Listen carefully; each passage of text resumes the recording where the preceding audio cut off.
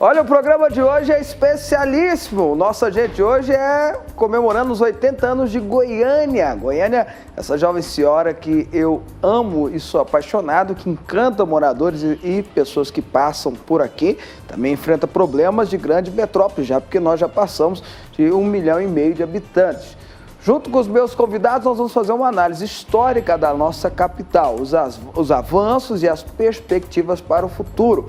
Para tratar do assunto Goiânia, eu recebo o historiador e um dos nossos patrimônios culturais, Mariano Hortêncio, e o promotor de justiça e também doutor em História, doutor Jales Guedes. Ele lançou um livro recentemente que fala sobre a história de Goiânia, contada sobre outros fatos.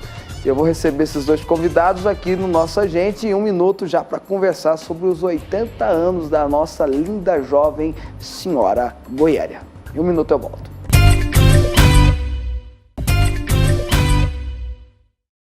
Mesmo depois de 8 décadas, a capital de Goiás mantém o contraste entre a modernidade e as características, que são características de uma metrópole, e o jeito simples e cidade do interior. Um pouquinho do nosso charme, né? Goiânia, que surgiu como símbolo do progresso, faz dele uma marca presente em todos os cantos da minha linda, bela, jovem senhora. Põe na tela.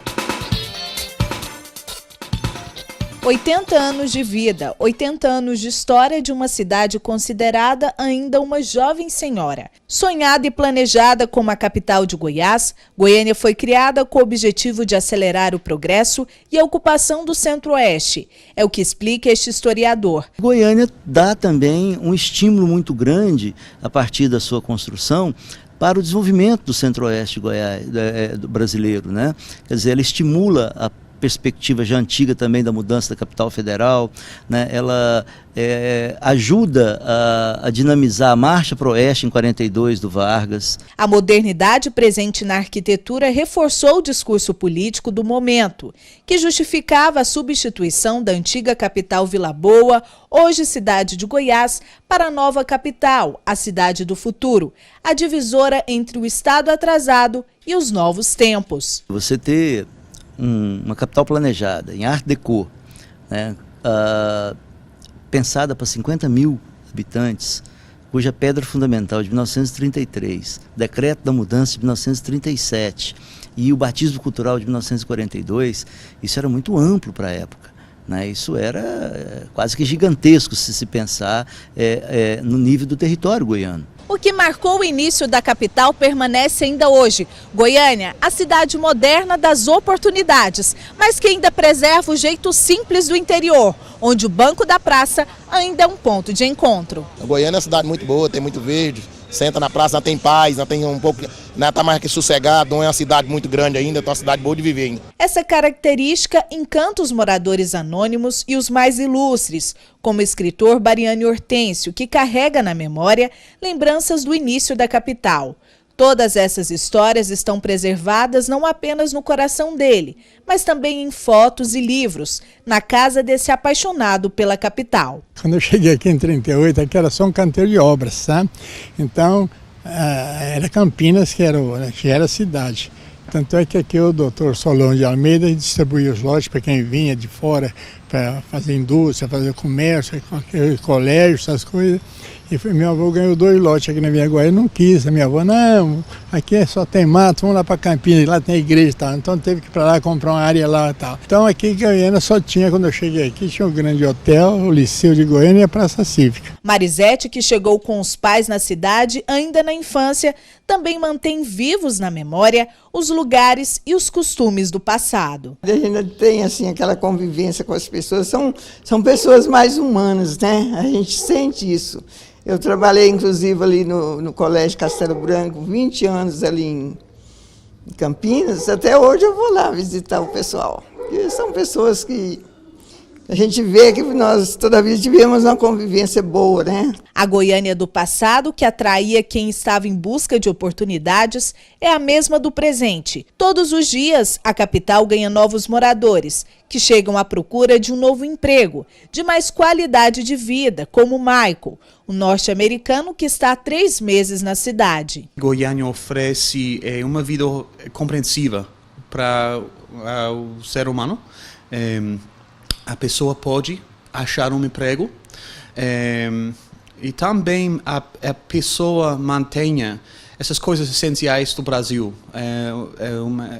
vida espiritual, vida com família, vida com comunidade. Há 22 anos, esse paulista também veio à capital à procura de crescimento profissional e daqui não quis sair mais. Quando eu cheguei aqui em Goiânia, né, eu me adaptei muito, né, com o clima, com as pessoas aqui de Goiânia, muito amáveis, né, eu tive bons relacionamentos iniciais. E logo em seguida já conheci minha futura esposa, né? Foi aonde gerou mais que eu ficasse realmente alicerçado aqui em Goiânia. De acordo com a estimativa mais atual do IBGE, Goiânia conta com mais de 1.393.000 habitantes. O Instituto também mostra que a capital está entre as mais arborizadas do Brasil, 89,5% de área verde, característica que alegra os goianienses, que desejam à cidade, nesses 80 anos, apenas coisas boas. Olha, desejo felicidade para todo mundo. Né?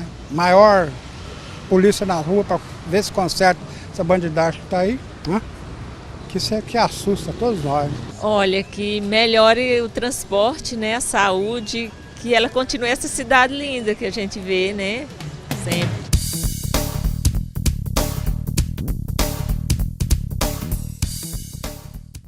Olha, para tratar desse programa especial 80 anos de Goiânia, eu estou recebendo o nosso patrimônio cultural, o escritor goiano Bariane Hortêncio, e o doutor Jales Guedes, que além de promotor de justiça, é doutor em história, historiador, e eu já até brinquei com ele que hoje ele está aqui como historiador e não como promotor. Jales Mendonça, desculpa. Pode ser.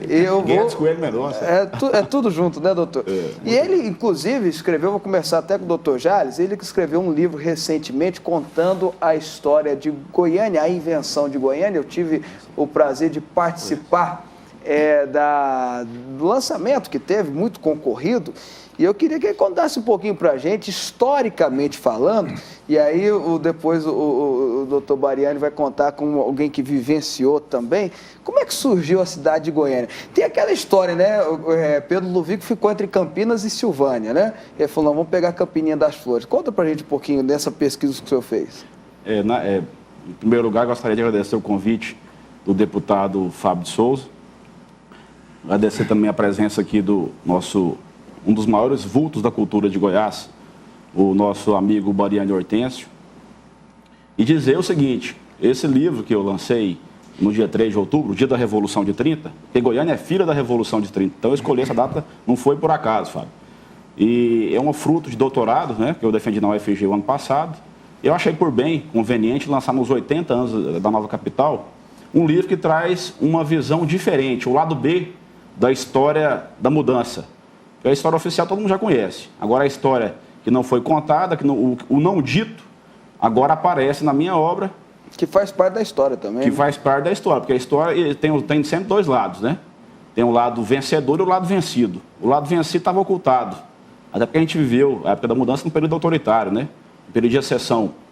Então, com relação à ideia de Goiânia, que você perguntou no início, na realidade, ela remonta ao primeiro governante da capitania de Goiás, Conde dos Arcos.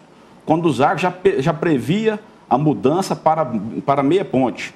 O segundo governador de Goiás, no período imperial, Miguel Lino, pensou em mudar a capital para a cidade, para Água Quente, que é mais ao norte do estado, em relação à antiga capital. Couto de Magalhães também pensou em levar para o Rio Araguaia, e Goiás teria acesso a um rio navegável, né, o estado de Goiás, que daria uma comunicação muito grande com Belém do Pará e de lá para o Oceano Atlântico.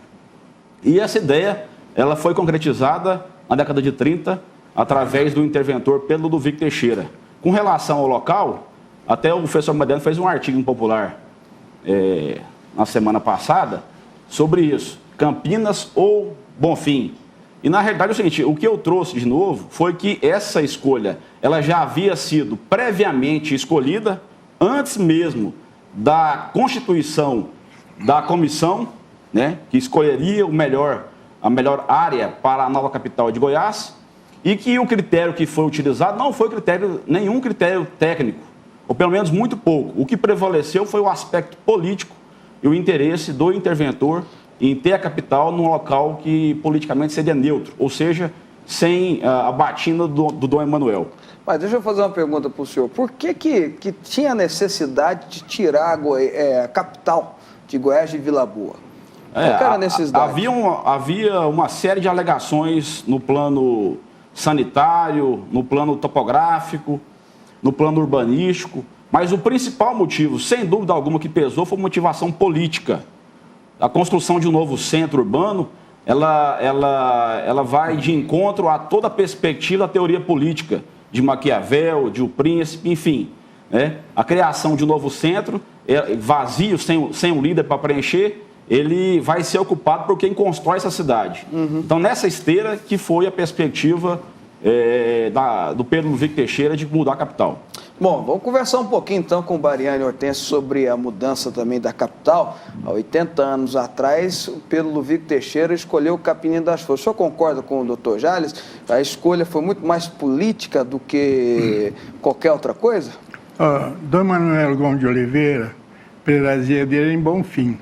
Ele era o arcebispo da instrução, tanto é que ele fundou o colégio salesiano lá. E ele foi o presidente da comissão para escolher o sítio.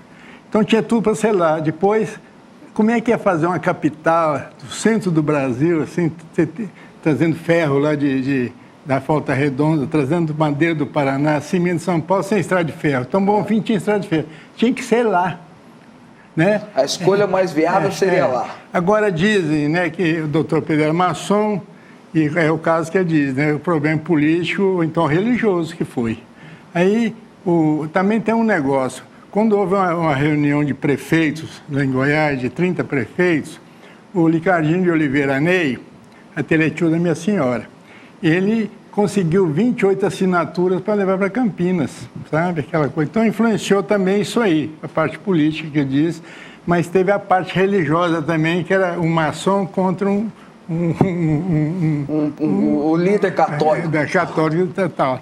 Então o negócio aí foi, igual ele diz assim, foi político e religioso também. O documento que me ampara a fazer essa afirmação é o relatório da subcomissão que concluía por Bonfim. Esse relatório estava oculto, estava escondido, nunca havia sido citado. Eu achei esse relatório. Eles fizeram um estudo das cidades que haviam sido estudadas, né? Ubatã, Bonfim, Pires do Rio e Campinas, e concluíram que o custo da capital mais barato e o melhor local seria Bonfim.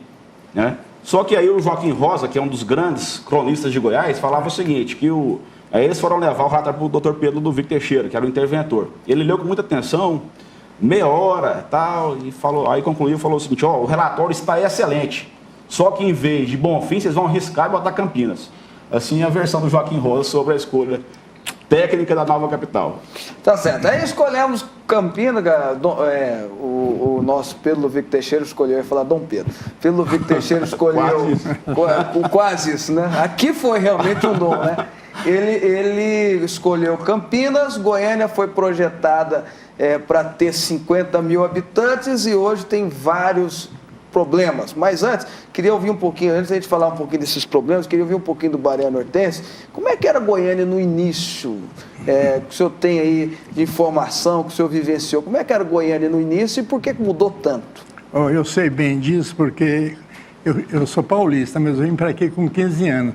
Quando eu cheguei em 1938, Goiânia era apenas um canteiro de obra, sabe? Então, ali, meu avô, a primeira indústria urbana de Goiânia é a Serraria Bariana, que é do meu avô. E o doutor Solon de Almeida, ele que entregava lotes para quem viesse aqui para a indústria e tal, empresa e tal. Então, deu 2 lotes para o meu avô lá na Via Goiás, lá para baixo da Paranaíba. Aí a minha avó falou, não quero ficar aqui não, aqui é só mato, eu quero ir para Campinas, lá que tem igreja e tal, e tal, e tal. Aí meu avô dispensou os 2 lotes aqui, foi comprar uma área lá em Campinas para montar. Aí eu fiz o liceu de 41 a 46, o científico. Eu vinha de bicicleta, eu nunca andei de ônibus, né? Eu até hoje nunca entrei num ônibus urbano, não lembro. Então eu vinha de bicicleta, e foi vindo de motocicleta, aquela coisa. Então acompanhei tudo aquilo. Quando tem gente que me faz assim, como é que o senhor... A comparação de Goiânia daquele tempo e de hoje, eu não lembro. Você só lembra da cidade, quando você sai, muitos anos, quando você volta e vê. Mas quando você está ali, você não sente o desenvolvimento da cidade. Naquele tempo, passava um carro assim, falava, o carro do Dr. Altamiro, era o Chevrolet dele, sabe? Então a gente conhecia, só pelo barulho do carro, sabia quem era. Então a cidade nova está começando naquele tempo, que as dificuldades, que as coisas todas, e chega num ponto de hoje, que hoje eu estava falando para o rapaz, eu não tenho mais... Precisa arrumar mais rua para pôr carro, né? Não tem mais... Não tem nem como fazer mais rua. Então, eu estou desde o começo, né? E depois em Goiânia, muita gente pensa que a Avenida 24 de Outubro é em homenagem a Goiânia, não é homenagem à Revolução, como o doutor falou, que Goiânia nasceu devido à Revolução 1930, que o doutor Pedro Ludovico era parceiro do Getúlio Vargas. Tanto é... Que não tinha dinheiro para fazer a capital, mas vai mudar a capital, fazer prédio por tanto. Então, Getúlio deu 8.000 ações de um conto de réis, sabe, para poder negociar, foi entregue para o engenheiro Coimbra Bueno e o Adelardo. Tanto é que o dinheiro não deu. Hoje, setor Coimbra, setor Bueno, foi honorário né, de que eles ganharam, porque a capital. Então, o doutor Pedro foi um herói, um homem que não se explica naquela época fazer um negócio daquele, sem dinheiro, sem nada, peito e coragem, contra a oligarquia dos Caiados, que contra. E ele quis mudar a capital também, além desse problema que o doutor falou, de problema de saúde, as casas tudo emendadas, o sol não batia, não tinha ar, né? As paredes emendadas, tinha um fuxico, da pessoa falar baixo, não escutava aquela coisa, e ia furar uma cisterna, dava na pedra, ia ampliar a cidade, dava nas fraldas da Serra Dourada, então... teve que mudar a capital. Aí, ele fez uma cidade para 50.000 habitantes, né? Tanto é que as ruas estreitas. E a fama de Goiás também era muito ruim. Matou em São Paulo, fugiu para Goiás. Matou em Minas, fugiu para Goiás. Então, ele quis fazer uma cidade cultural. Tanto é que não teve inauguração, teve batismo cultural, né? Em 1942. 9 anos depois, quando o Goiânia tinha 14.000 habitantes, tinha a rede hoteleira para aceitar, que ele queria que gente do mundo inteiro soubesse que no centro do Brasil tinha uma cidade cultural. E vieram, parece que 1.600, né? Só do Brasil, 140 estrangeiros, não tinha lugar para hospedar, só tinha o Grande Hotel, o Hotel Duarte, mas teve que levar gente para casa, aquelas coisas. Doutor Jales. Eu só gostaria de fazer uma observação, que um dos pontos que eu levanto na minha tese é que esse mito de que o Pedro Ludovico teve uma resistência muito forte da cidade de Goiás não é verdade. Pelo menos com relação à fonte, as fontes que eu pesquisei, todas elas dizem o contrário. Qual que é a principal delas? É a vitória do partido pedrista, do partido ludoviquista, nas 3 eleições que foram realizadas na década de 30 na cidade de Goiás. Em todas elas, o Pedro Ludovico ganhou a eleição. Ora, se o pessoal fosse contra a mudança, o resultado natural, até porque a cidade de Goiás era a única cidade que tinha um padrão cultural elevado, uma rede de ensino completa, do jardim de infância, passando pelo liceu, pela escola normal, até a faculdade de Direito... Que é normal de capital também, seria o Pedro Ludovico perder flagrosamente na capital. E não foi esse o resultado. Volto a repetir, nas 3 eleições da década de 30, ele ganhou e ganhou bem. Por exemplo, na eleição municipal de Vila Boa, em 35, de 10 cadeiras de vereadores, ele ganhou 8. E os Caiados só 2. Então isso denota o seguinte, que ele tinha um apoio muito forte, pelo menos majoritário na cidade de Goiás. Isso é um dos mitos, que ele sofreu uma grande resistência. Isso é para enaltecer ainda mais a figura do herói, que foi construída pela história. Mas não foi isso que aconteceu. Ele selou, na verdade o que aconteceu foi que ele selou um pacto com a elite vilaboense que o apoiava, aliás, que apoiava o Pedro Ludovico desde a década de 20. Ele saiu candidato a deputado federal 2 vezes, em 21 e em 1930. Posso te cutucar um pouquinho? Pois não. O senhor questiona esse mito de heroísmo do Pedro Ludovico Teixeira? Pois é, na realidade é o seguinte, a história oficial, ela contou só um lado da história. Né? O lado B não foi contado. E nessa perspectiva, é justamente o que eu falei. Né? Existiu um pacto, porque no Brasil, o deputado, existe uma cultura política da acomodação, do acordo, da negociação, e só em última instância da ruptura. Né? E então, quer dizer, nessa perspectiva que reforça a minha interpretação. que com a Revolução de 30, haviam revolucionários, como Mário Caiado, por exemplo, que era o principal expoente político da cidade de Goiás, que apoiavam o governo revolucionário. Eles ficaram emparedados. Ora, eu sou líder da cidade de Goiás que vai perder o trono de capital. Qual que foi o acordo? O acordo foi especialmente que se preservasse a evolução cultural da cidade de Goiás, ou seja, a rede completa de ensino que havia na cidade, tá certo? E esse acordo que possibilitou a vitória do partido interventorial na cidade de Goiás. Tá certo. Depois do intervalo eu volto conversando com Bariana Hortêncio e com o Dr. Jales Mendonça sobre os 80 anos de Goiânia, pelo menos o surgimento de Goiânia, né? Em um minuto eu volto.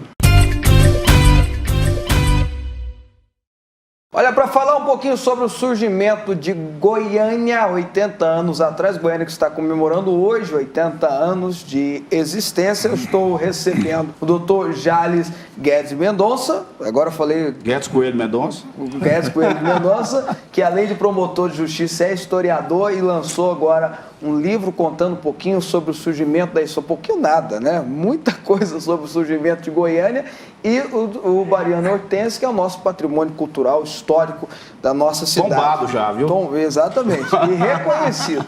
Bom, nessa equipe foi na rua saber que as pessoas mais gostam da nossa cidade. Põe na tela. O que o senhor mais gosta aqui em Goiânia? Da cidade e do pessoal, muito atencioso. Tudo. É tudo de bom aqui pra gente morar, viver. É o povão mesmo, né? O povão é muito bacana. Eu gosto das praças, dos parques ecológicos, mais de tudo. Só não gosto das violências, mas o resto eu gosto de tudo. As feiras. É isso que eu gosto.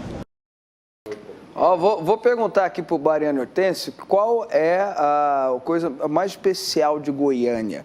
Na minha opinião, me perguntaram isso para trás, participei de um programa falando sobre os 80 anos de vida. A primeira pergunta que o entrevistador fez foi isso, e eu respondi: o povo, a população de Goiânia realmente é especial. O senhor estava falando que não tinha nem hotel aqui, o pessoal que veio de fora tinha que ir ficar hospedado na casa das pessoas.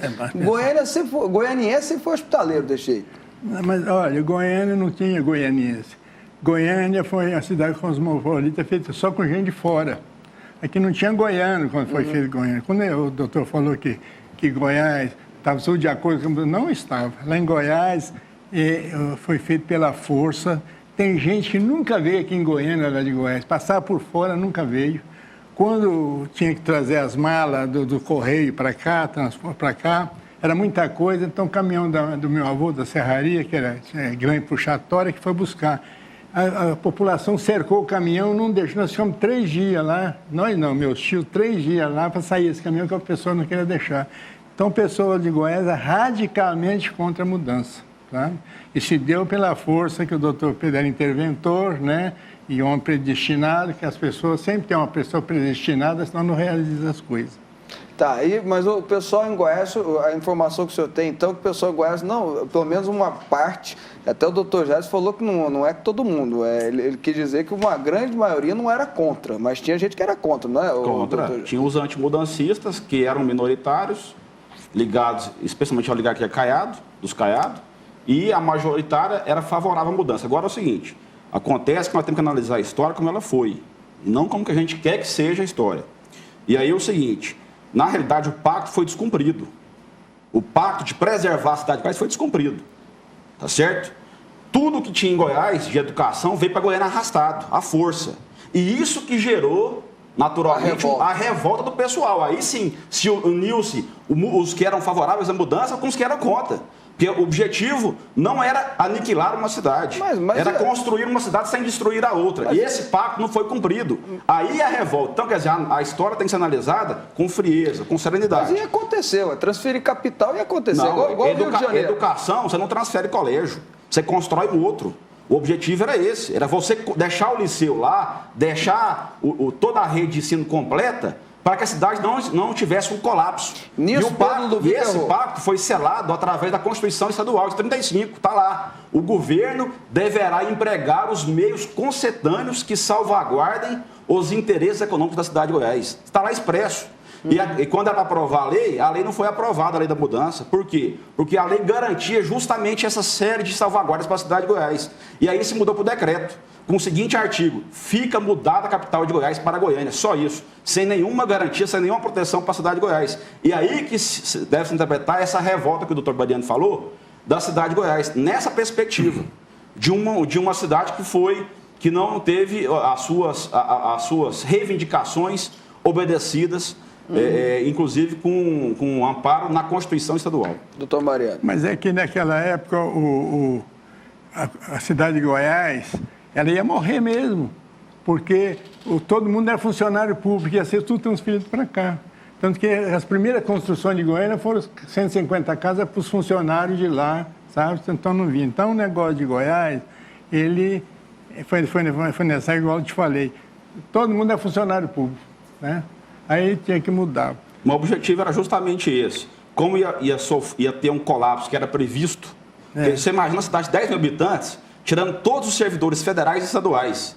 Ela sofreria naturalmente até economicamente. Um abalo muito... Não, economicamente, socialmente, culturalmente. Ela sofria um abalo muito grande. Então o objetivo foi justamente resguardar, né, fazer um processo de mudança com desaceleração. Entendeu? E esse acordo não foi cumprido. Agora, isso não é falado. Isso não é falado por quê? Doutor Jair, mas tinha como cumprir esse acordo? Deixa eu explicar para o senhor. Por exemplo, quando o Rio de Janeiro deixou de ser capital, até então o Rio de Janeiro não tinha problema nenhum. O Rio de Janeiro era a cidade mais desenvolvida do Brasil e tal. Só depois disso que começou a surgir todos esses problemas sociais, apesar que o Rio de Janeiro continua sendo a capital cultural brasileira, a gente pode dizer isso, mas todos esses problemas sociais que hoje tem no Rio de Janeiro só surgiu depois que mudou-se para Brasília, a capital. Veio exatamente porque os serviços públicos veio todo para Brasília. Tudo que o Bariano colocou aqui, todo mundo que era servidor público veio para Brasília e tudo mais. Muita gente à força, com raiva do Juscelino e tudo mais. Aconteceu, não foi a mesma coisa aqui, não? Mas o Rio tinha 1 milhão de habitantes, né? Quando a capital foi mudada, e segundo a revista Veja, em 1960, Goiás tinha 10 mil habitantes. Então, são escalas totalmente diferentes. O Rio de Janeiro, a população do Rio apoiava a mudança.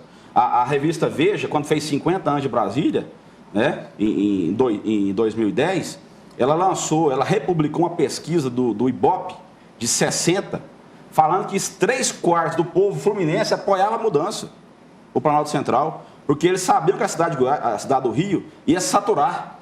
Né? Então, nada melhor do que tirar a capital federal de lá. Mas aqui em Goiás o povo não apoiou também? Apoiou a maioria, apoiou a mudança, porque qual que é a principal, um dado objetivo? É a eleição. Se o governo, você é polícia, você sabe disso, se o governo não corresponde à expectativa do povo, o resultado natural é a derrota do governo.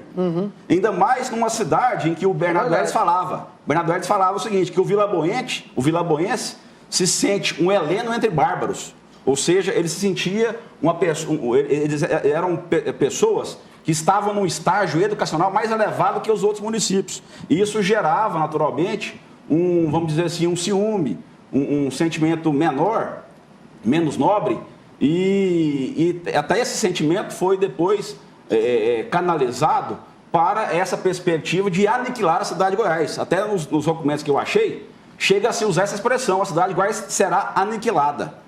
Tá certo? Esse era o verbo que era utilizado.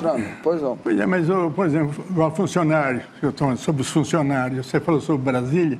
Para mudar a capital para Brasília, os funcionários tiveram a famosa dobradinha, lembra? Tinha que receber em dobro. Juscelino pagou em dobro, senão a pessoa não iria. Né? Então, um problema muito sério é o funcionário público em cidade pequena, burocrática, que só tem funcionário público.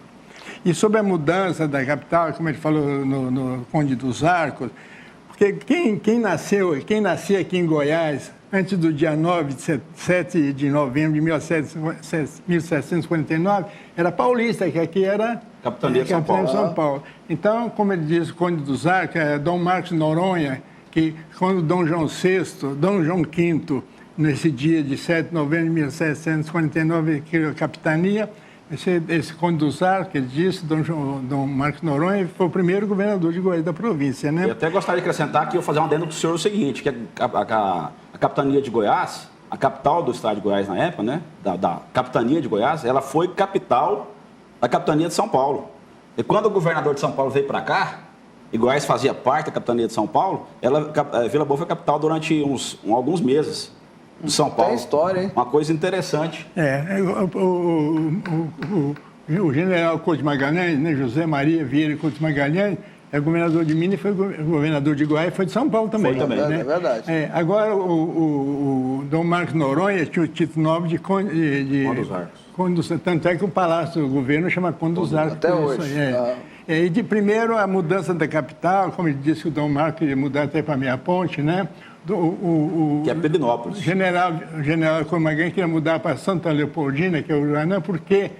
Naquele tempo, como ele falou também, o povo para ir para o Rio de Janeiro, o povo de Goiás, sai a cavalo, 30 e tantos alegres, chegam em Santa Leopoldina, Aruanã. De lá descia de Batelão até o Tocantins, subia pelo Grão-Pará, ia no porto de Belém, descia pelo navio costeiro. Era 3 meses de viagem. Atravessava o Brasil para chegar em São Paulo. Aí, tanto é que o Couto Magalhães se mudar a capital para Aruanã por isso, para facilitar essa coisa. Que ninguém se metia... Deixa eu fazer uma pergunta para o senhor, porque o horário já está acabando. Como o senhor falou antes mesmo do programa começar, que é pouco tempo para falar tudo isso.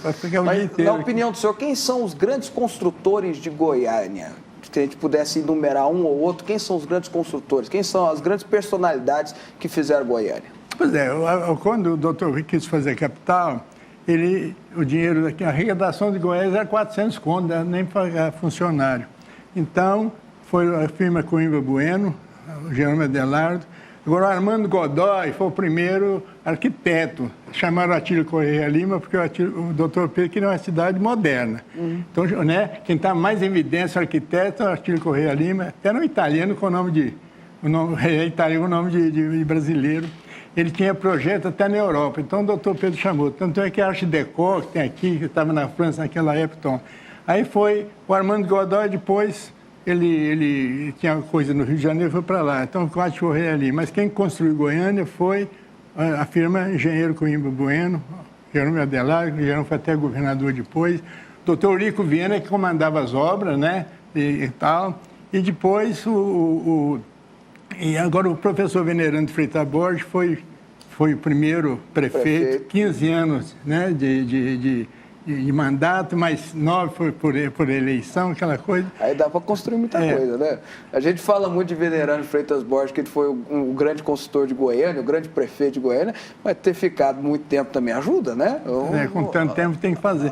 Então, naquele tempo era assim, o negócio era pelo do Vico, que o manga arregaçada, se não fosse ele, até na cidade, sem dinheiro, sem nada, dificuldade, aquele povo de Goiás radicalmente contra aquela coisa, então ele fez, mas é porque ele tinha apoio do Getúlio Vargas, né? Só fazer uma observação, o Venerando Freitas Borges não só o primeiro prefeito, mas é o mais novo prefeito da história de Goiânia. Mas o que eu queria dizer, se dá tempo, uma coisa muito importante do Venerando, na Academia de Letras, que é colega meu, ele achava que o aniversário de Goiânia não devia ser 24 de outubro. Porque a criança, ela era aniversária quando nasce, não quando é concebida. Então, Goiânia foi concebida no 24 de outubro de 1933, concebida. A mudança que ela se tornou capital foi no dia 23 de março de 1937. Através do decreto. Quem? Através do decreto, né? A mudança foi daquele dia. Agora, o batismo cultural, que é de batizado depois, foi só depois de 9 anos, dia 5 de julho de 1942. Então, eu acho que ele tinha razão, não tinha, não? Eu penso diferente. Eu acho que a principal data é a pedra fundamental em 33. Ali é o marco da fundação da cidade. Então, estamos com 80 anos certo, na minha opinião, sim. Quando a cidade foi concebida, mas nasceu no dia 23 de março. Esse nascimento aí... Não, isso é a opinião do Venerando. É a opinião do Venerando. A gente tem que respeitar, né? Cada um tem a sua interpretação, né? Faça a minha pergunta para o senhor, então, doutor Jales. Quem são os grandes construtores de Goiânia? No meu ponto de vista, os trabalhadores. E os que vieram de fora, o professor Bariani, que veio de São Paulo para ajudar, os vilaboenses que vieram para cá, que arregaçaram as mangas, né? Os nordestinos, enfim. Eu acho que esse pessoal... Claro que liderado pelo interventor Pedro Ludovico Teixeira, pelo prefeito Venerando de Freitas, mas é esse pessoal que veio para cá, o Agenor Mariano da Silva, avô do Agenor Mariano, vice-prefeito de Goiânia, que veio para cá, veio da Bahia para construir Goiânia. Eu acho que esse pessoal tem que ser enaltecido, mais do que as figuras da elite política goiana. Com o tempo também vieram outras pessoas que deram uma grande contribuição para Goiânia, até pessoas vindas de fora, até do Brasil, né? Nós tivemos estrangeiros que deram a sua participação, a sua contribuição, muita gente de São Paulo, o Bariano bem colocou, ele está falando que a família dele veio de São Paulo, a minha família também veio de São Paulo. A minha também veio, só que ela veio em 1780. Mojimirim. Então vai para os Mendonça de. Então veio para São Paulo mesmo, que era São Paulo, né? Não, mas já era Goiás. Já era 1749, já 1780. A meia ponte, que hoje chama Perinópolis. Bom demais. Tá aí. Professor, peraí, mas fica à vontade. Esse negócio aí de quem constrói a cidade, não é quem planeja a cidade, não é quem faz, é quem planeja. Tem um ditado que é assim, que o pedreiro faz a casa, mas não tem onde morar, né? Faz a casa dos outros. Então, hoje tem, viu? Hoje, graças a Deus, melhorou. Evoluiu, né? Pois é, mas os construtores da cidade são quem projeta, quem idealiza e tal. Os grandes vultos. Então, eu vou fazer a pergunta. O senhor colocou os vultos aí, faço para o doutor Jales. O senhor falou que, concordo, acho que o Bariano também concorda, que quem construiu mesmo foi os trabalhadores. É igual os candangos que construíram Brasília, né? Mas eu pergunto para o senhor, quem são os vultos, aqueles que responsáveis por comandar, além de Pedro Ludovico Teixeira? Eu penso que os deputados constituintes, que garantiram a mudança, e, naturalmente, o interventor Pedro Ludovico Teixeira. O venerando teve participação. É porque a gente não pode se considerar também com a história também, com o tempo, né? Iris Rezende teve uma contribuição, o Nion Bernays teve uma contribuição. Porque, na verdade, é o seguinte, essa Constituição de 35 que eu falei, foi ela que possibilitou o decreto ser assim, ser singelo. Né? Fica mudar a capital de Goiás, porque ela já tinha possibilitado ele utilizar a prerrogativa da mudança da capital, que ela já estava previsto no artigo 5º das disposições transitórias da Constituição 35 a mudança. Goiás terá uma nova capital. Aí, por decreto, amparado... Mas minha pergunta é com o tempo. Com o tempo você teve... Se a gente pudesse enumerar os grandes construtores, os grandes vultos, Venerando Freitas Borges, Iris Rezende, Nion Bernays... Ou não? Você fala ao longo da história? Todos os prefeitos de Goiânia, naturalmente, ajudaram. Elo de Brito, que é esquecido, Joaquim de Castro. Os vereadores de Goiânia, naturalmente, que também tem uma contribuição. Agora, uma homenagem tem que ser feita a Nion Bernays. A Nion Bernays foi o que arborizou a cidade, floriu a cidade. Foi o que mais planejou Goiânia, né? Foi o que mais planejou Goiânia. Foi Nion Bernays. Ele é um homem que conhece tudo quanto é madeira. Eu conheço bastante de madeira, mas perdi com ele um dia que nós fizemos uma disputa. Conhece tudo quanto é madeira. Então, todas essas plantas, até eu lembro que ele plantava os canteiros de Goiânia e ia vigiar. E um dia, as mulheres, as madames, chegavam, paravam o carro e tiravam as mudas dos canteiros para não botar mala para levar. Ele vigiava até isso, viu? Então, ele conta isso mesmo. Ele já me contou uma vez na casa dele isso, que plantava, né? Eles plantavam, primeira gestão dele, plantava as flores, as plantas, aí o povo já ia arrancando. Ele teve que fazer até uma campanha publicitária educativa para isso. Bom, eu quero agradecer aqui a participação do Bariano Hortêncio. Como eu digo, estamos falando dos vultos, né? Os vultos da cultura goianiense, cultura goiana nossa. Obrigado, Doutor honoris causa pela UFG, viu, Fábio? Merecidamente. Demais. Obrigado pela participação, velho. Não, obrigado a você pela oportunidade de estar aqui junto com os rapazes aqui, brilhante, né? Mas ele é historiador, né? Ele é da história com letra, com H maiúsculo, eu sou da história com H minúsculo. Tudo faz parte. Eu sou mais contador de casos do que historiador. Ele está falando isso porque ele é folclorista. A pessoa que mais entende de folclore de Goiás é o professor Bariano Hortêncio. Um dos maiores escritores goianos também. Doutor Jales Guedes Coelho Mendonça, nosso promotor de justiça, mas hoje está aqui como doutor em História. Ele, o professor Bariano, deixa eu mostrar o livro dele aqui. Esse livro. Tá faltando isso, né, Fábio? Exatamente. Pega aqui para mim. Quem vai pegar? Aqui. Pega aqui o livro do doutor Jales. Nobel do Bougainville. A invenção de Goiânia, o outro lado da mudança. Você vai achar de vender. E quem gosta de história. Isso aqui conta o outro lado da história, também conta a história de Goiânia, na construção de Goiânia, sem demonizar ou ou santificar Pedro Victor Teixeira. Beatificar Pedro Victor Teixeira. A história como ela é. Exatamente, né? Conta, o pouco que eu estava falando para ele que eu não comecei a ler ainda o livro, eu gosto muito de ler, quero ler porque eu gosto muito de história, mas o pouco que eu li, ele não demoniza Pedro Victor Teixeira, não. Ele reconhece a importância de Pedro Victor Teixeira, porque realmente foi, sem ele, Goiânia não teria sido construída. Na verdade, eu faço uma divisão da história política de Goiás em 3 ciclos.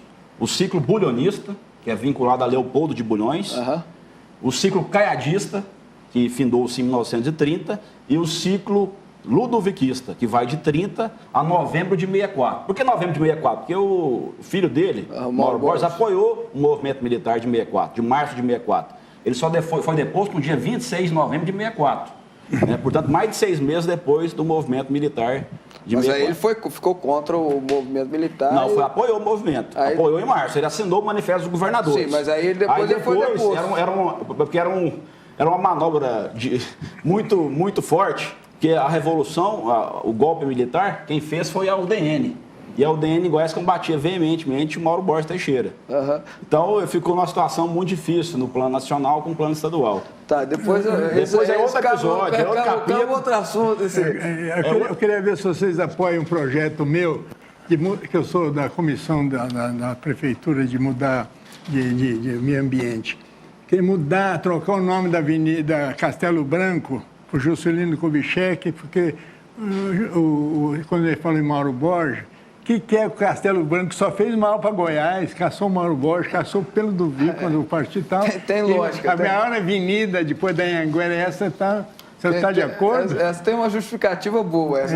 É difícil porque já está no padrão cultural goiano, mas o senhor tem razão. Acho que tem que tirar Castelo Branco. Juscelino Kubitschek vale mais a pena. Não tem nada do Juscelino aqui, nem uma rua. O que é isso?